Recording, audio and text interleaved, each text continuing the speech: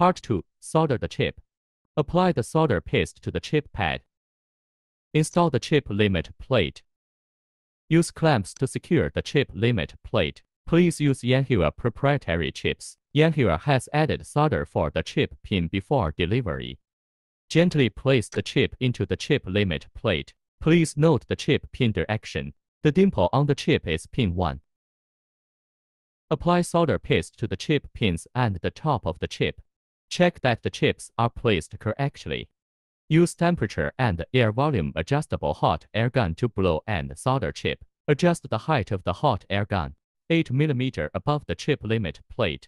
Adjust the air volume to 8 gear. Adjust the preheating temperature to 250 degrees Celsius. Start the hot air gun. Keep the temperature at 250 degrees Celsius. Preheat for 90 seconds. In order to save your time, we use 8x speed mode here.